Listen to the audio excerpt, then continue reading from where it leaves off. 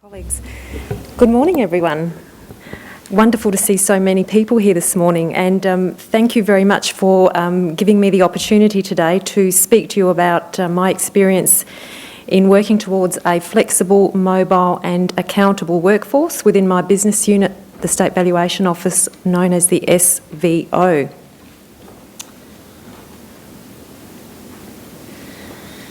Okay, just very quickly, jumping into the role of Valuer General, very challenging. I could see, as Kim mentioned earlier, that there were processes that I wanted to simplify and improve, and over the years as an organisation, there had been an incredible amount of work undertaken by the SVO. So my view at the time was really to stop that small piece approach and look at the organisation in a holistic manner.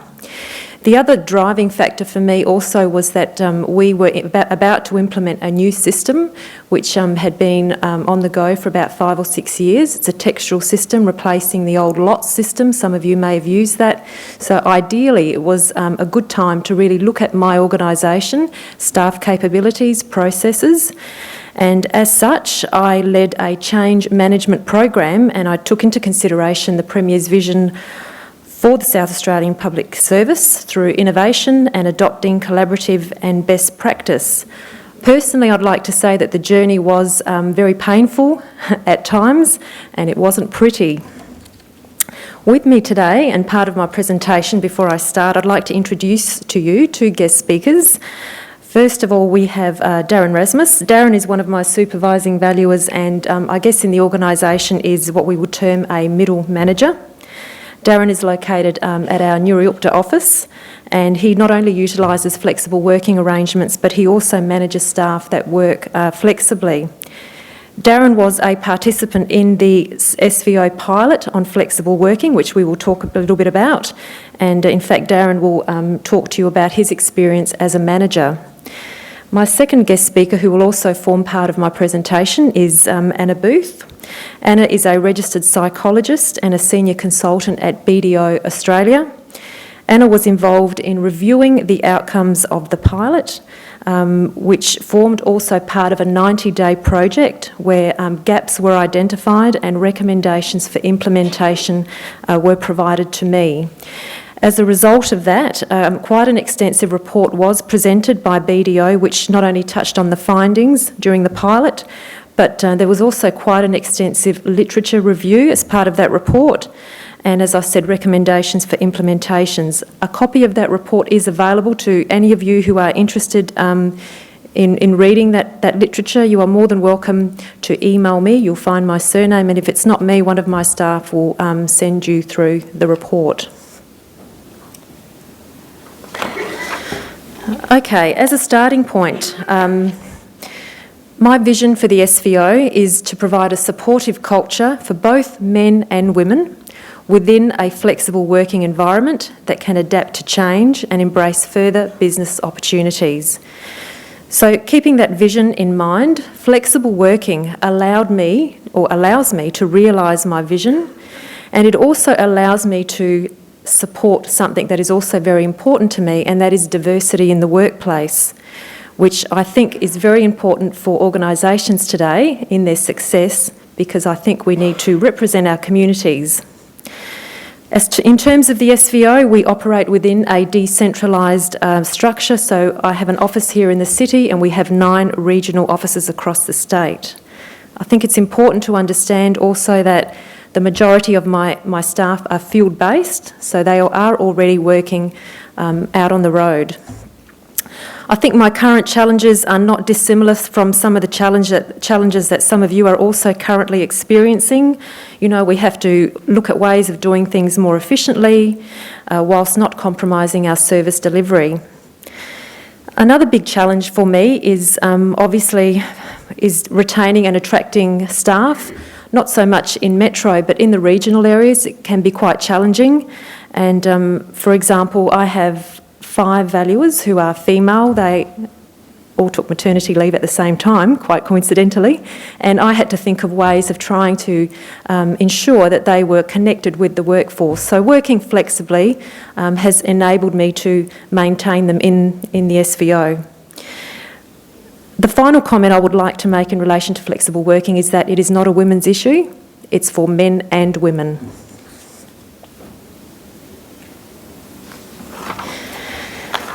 It's certainly not a balancing act, and as Kim has mentioned, it's not one size fits all, so for any organisation. So that is why, in my opinion, if an organisation is wanting to move towards flexible working, you really need to address the culture. You need to look at the mindset, the opinion of the staff, the current business processes that are currently in place, why they're in place, and clearly, will such a change in the way one works be a detriment to productivity levels and customer service? My experience with implementing flexible working is not so much, as Anne said, the information is available on the internet, right? The information is there. But my experience is that it's the resistance to change that was the problem. So that's really what you really have to work on, not so much the issue. So as I said, for the SVO, my staff are field-based. They're already working away from their desks. So how could I, as a leader, build on that business process to be more efficient and accountable? How could I support diversity in the workplace, retain staff, support work-life balance, which, by the way, is contained in the South Australian Strategic Plan?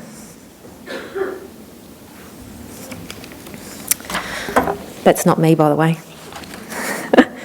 Okay, to get the ball rolling, I commenced an efficiency review of the SVO in 2012. As I mentioned, I took a holistic approach of the organisation, and what I was focusing on was to increase business efficiencies whilst reducing costs. I wanted to evaluate my stakeholder perceptions of the products and the services that we provided and explore opportunities for innovation and improvement. And I wanted to improve job satisfaction and career progression for my staff. One of the priorities that the staff actually identified as part of the change management program was that they wanted the ability to work more flexibly, that is, from different locations such as home, and the use of different combinations of leave, such as part-time, compressed leave, shadowing, etc. So, the working pilot was initiated in 2013 and it covered a whole year. As Anne mentioned, we deliver an annual valuation service, so I wanted to ensure that we captured every single task on the valuation cycle. 9 staff were involved as part of that pilot, and Darren will talk a little bit about that.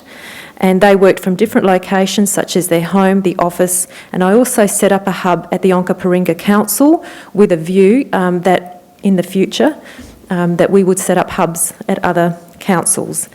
And I suppose, you know, to put you in the picture, in terms of Onkaparinga, traditionally this is how we would do the work.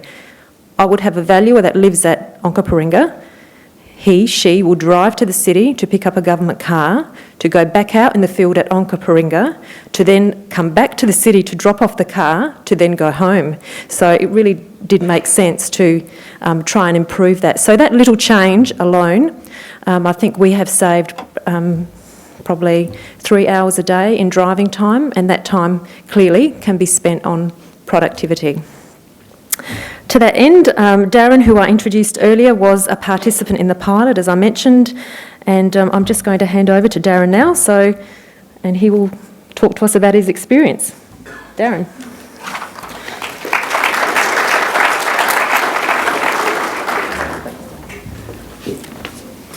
Okay, thank you, Delly. Firstly, I'd like to briefly just discuss my own personal experience with flexible working. I've held positions previously with SVO that have been Adelaide-based.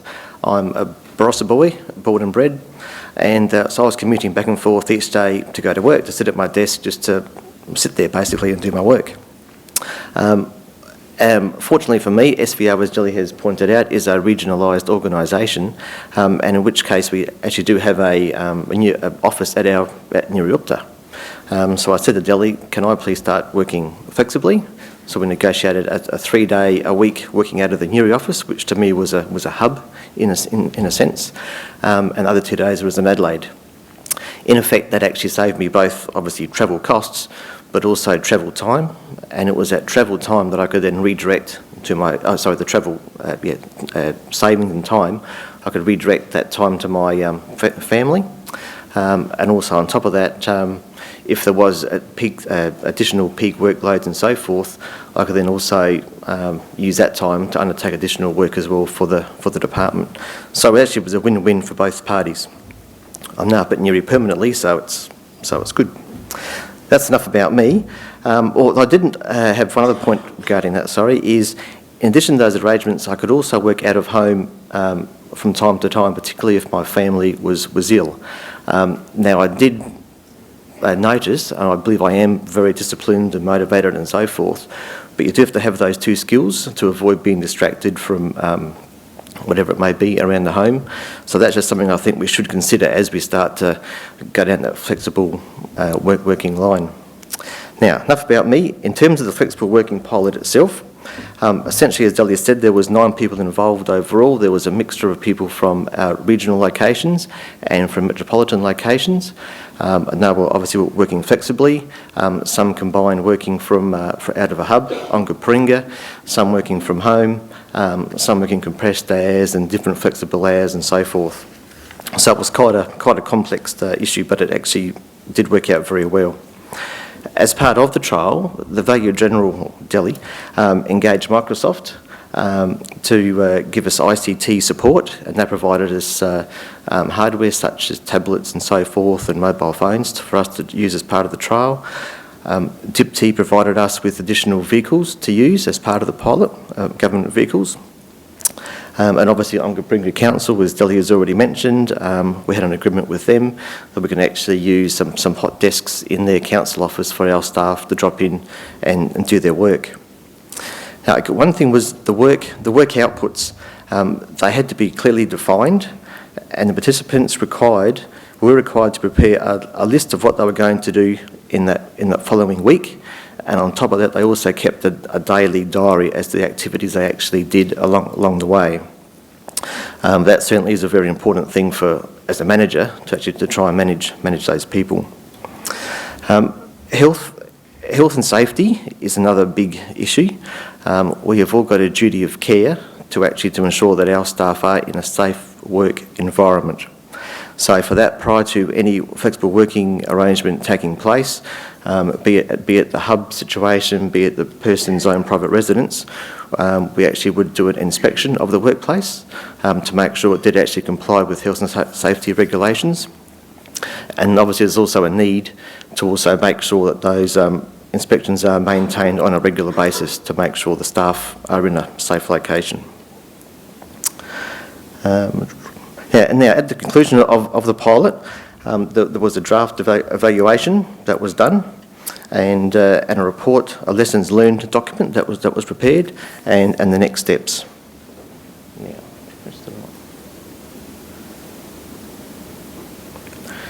Okay. Now along the way, there was some perceived barriers that we did encounter with the pilot. In the beginning, there was some resistance from middle managers in terms of the whole flexible working concept.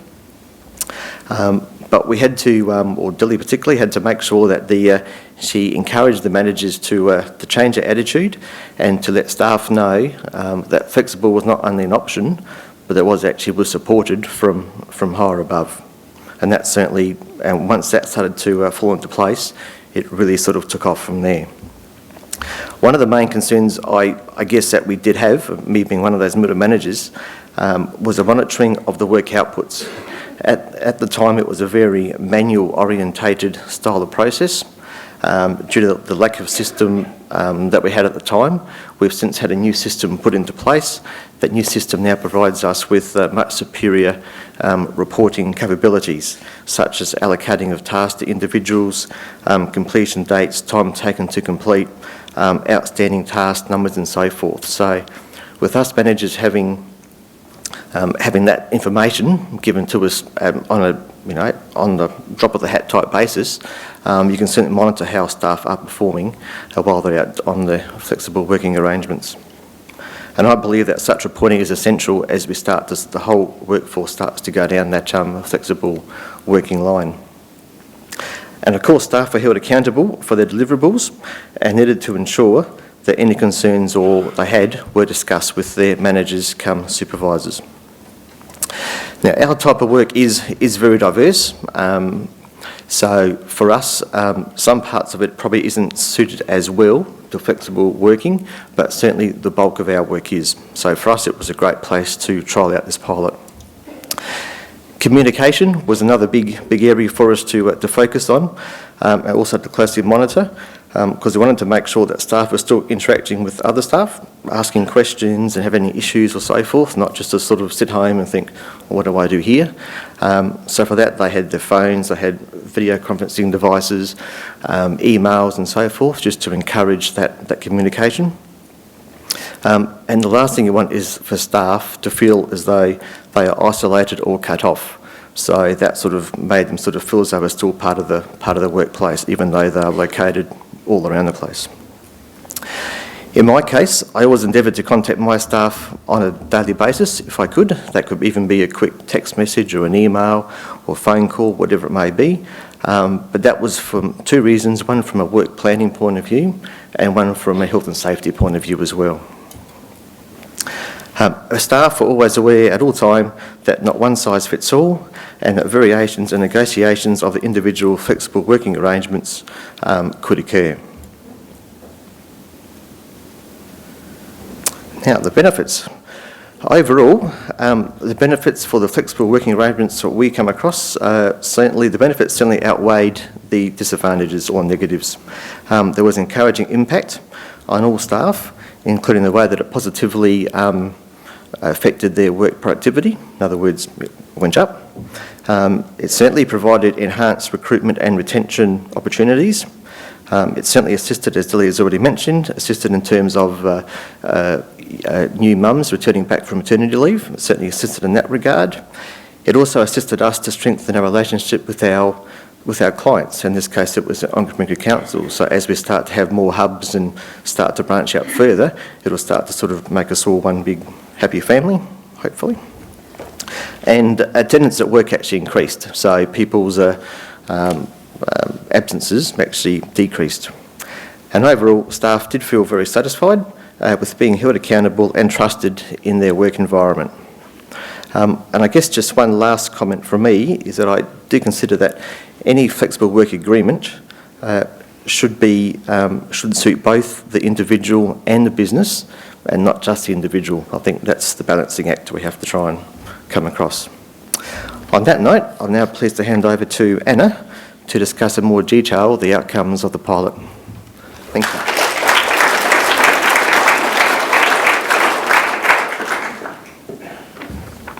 Thanks for that, Darren. I know we're running a bit short on time, so I will be brief, but I did just want to talk you through the outcomes of both the flexible working pilot and then also the 90-day report that we prepared. So essentially, BDO's involvement in this project was to come and review the flexible working pilot that Delly and Darren have spoken about. And then we also collected some additional information through a literature review and also through some additional interviews with staff members within the SVO. So firstly, just in terms of the outcomes for the flexible working pilot, there were 5 key areas that we looked at. Firstly, for staff participating in the pilot, reduced travel time between home and the office through the use of council hubs and working from home was really key, and the other 2 have already spoken about that. For the State Valuation Office itself, there was also a potential to reduce accommodation costs through co-locating with other government departments and councils, and as Kim mentioned, that can really be a key cost saving in these types of exercises. There were also anecdotal reports of increased productivity, and that really came through the fact that staff members were not having to travel as extensively during work time and were gaining 2-3 hours back in the day that they were actually able to use for productive work. There were also reports of improved stakeholder relations and strengthened relations with statutory clients. And finally, the use of technology options such as Microsoft Link and other options improved communication between metro and regional staff, and it allowed for more extensive use of video conferencing, which cut down the need for flights and accommodation for staff members coming from regional areas. So again, that's delivering an effective cost saving to the organisation. As I mentioned, in addition to reviewing that flexible working pilot, we also conducted a literature review. So we looked at the current academic and case study literature to determine what is better or best practice in terms of flexible working. The outcomes from that literature review, we identified 4 key areas. So firstly, we found that individuals need to have the right tools and the right training, and part of those tools certainly is the technology, which I know that Eva will certainly cover a little bit later. But training around things like managing your time, managing meetings for managers as well, how to manage people who are working flexibly, because we know that that is quite a dynamic shift in the way that management has traditionally been carried out. The communication and the skills of behaviour management also become a key focus in these flexible working arrangements. And success and failure of flexible working initiatives often rests upon support from the organisation's leadership, and that's a really key point, and I think that's certainly been one of the reasons why this project within the SVO has been so successful, because of Delhi's unwavering support and belief in this. And I think from all the other people that you've heard from today and will be hearing from, having that support at that top leadership level is really key. And finally, you need to have appropriate policies, processes and performance management in place, and that's where that accountability really comes in. Now, in terms of steps for the SVO to take next, we did put together a number of recommendations because we looked at what best practice was, what is the organisation currently doing, and what are the gaps that may need to be addressed. So just briefly, we found that there was a requirement for staff and managers to have training to equip them with the right types of skills to be working flexibly. One of the key aspects, which Jelly will also talk about briefly in a moment, is the development and implementation of a clearly defined accountability framework. There was also the need for cultural shifts within the organisation to embrace flexible working, and that I think is a key thing that, again, a lot of others have spoken about, that cultural piece, which really is really important for ensuring that these things are successful. And finally, there's the need for the organisation to continue to collect that quantifiable data to demonstrate the positive effects of flexible working and to make sure that we're understanding what are the savings and what are the benefits that are coming through. So that was just a quick overview, but I'm now going to hand back to Delhi because I know that she really wants to talk to you about the next steps that she's going to be taking.